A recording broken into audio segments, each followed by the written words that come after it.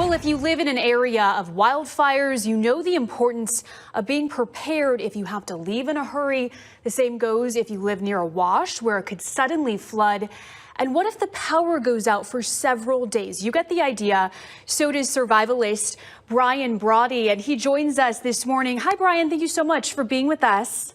Emma, my pleasure. It's kind of hard to follow the weather, though. Where I'm coming to you from, today's high is 26, and I hear, oh, you might not want to hike today if it's 80. Oh, if that would be the case, right? That's a hard act to follow. We're a little spoiled here in Arizona, so thank you for joining us.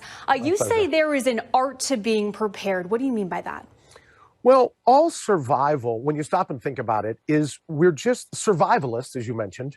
We're great storytellers. We picture catastrophes in advance. We wonder about worst case scenarios, Emma, and then we figure out, what do I have to do to get myself and my family out of that worst case scenario? So it's a little bit temperament, a little bit technology, but it's having a plan in advance, because when that impromptu hits, when you're neck deep in the middle of it'll never happen to me, that's not the time to want to come up with a plan.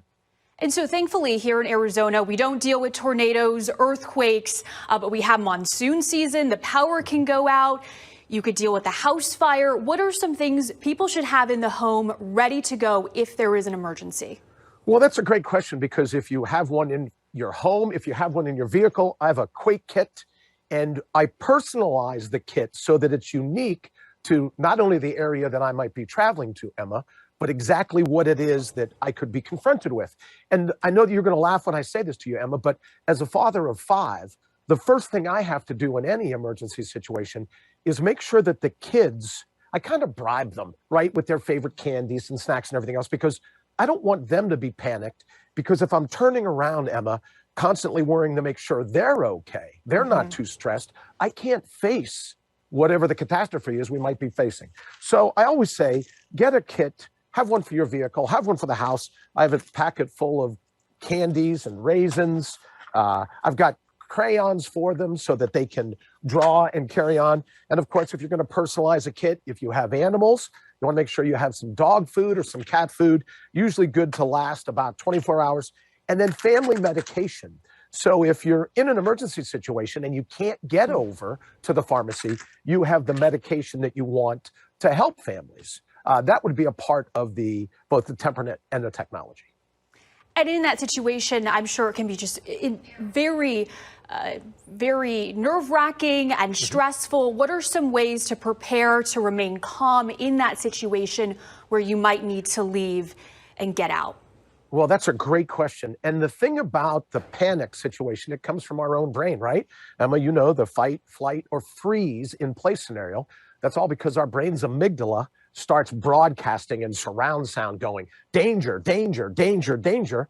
And then we have to figure out how to contemplate whatever that incoming threat is. So to have a good crash kit, to familiarize yourself with it, to make sure that you have a plan, and even though it's Quake Kits, it can be good for, as you said, washouts or wildfires or the like. Make sure you have a kit. Make sure everyone in your family knows how to use that kit. Like, for example, I'll take out something that I have a headlamp, and all the kids, all my children know how the headlamp works. Let's say, Emma, heaven forbid, you and I are involved in the emergency. We can't rely on our kids unless we've taught them in advance what it is to do. So I like to have some gear that they can practice with. If you're in a vehicle and you're bugging out, you need the most basic things, the things that you and I take for granted every day. We need them: jumper cables, some way to signal in your car if you hurt. I'll put a whole list of this on quakekits.com/ready. Okay. Just in case I haven't thought of it, Emma. Yeah. What if other people do, then they can personalize their kit as well. All right. Great advice. Thank you so much for being with us this morning, Brian. My pleasure. Thank you. Enjoy the weather. Thank you. We will. I know. Think of me. It'll be 20 degrees and I'll be thinking of you all hiking around in the 80s. How do you get through life? Thanks, Brian. I know.